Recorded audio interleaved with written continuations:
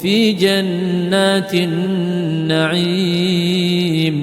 ثلة من الأولين وقليل من الآخرين على سرر موضونة متكئين عليها متقابلين يطوف عليهم ولدان مخلدون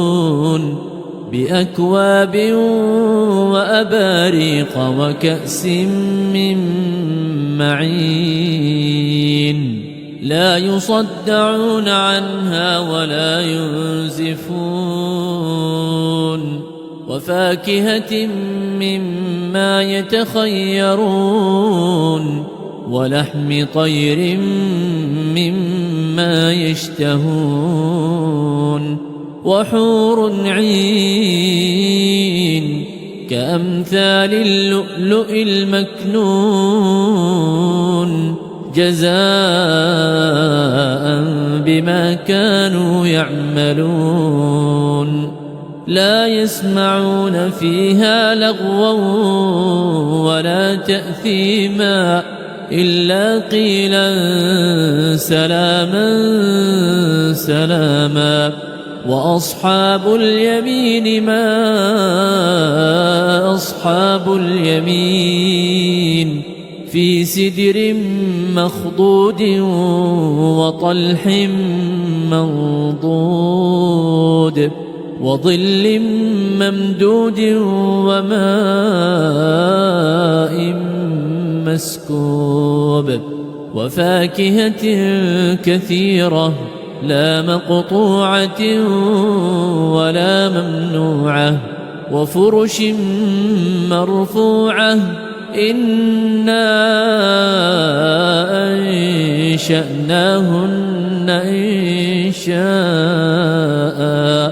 فجعلناهن أبكارا عربا أترابا لأصحاب اليمين ثلة من الأولين وثلة من الآخرين وأصحاب الشمال ما أصحاب الشمال في سموم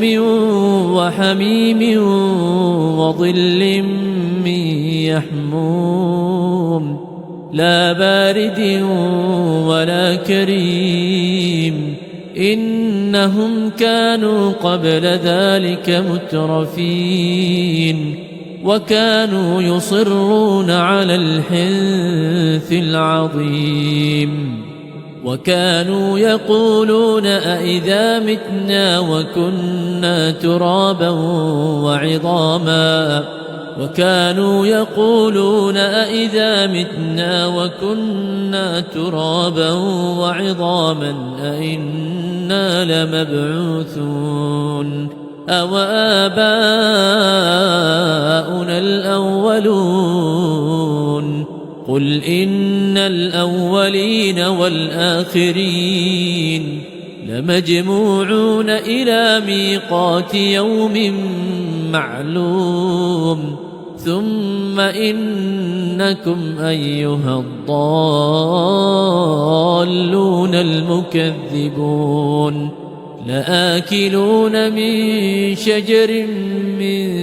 زقوم فمالئون منها البطون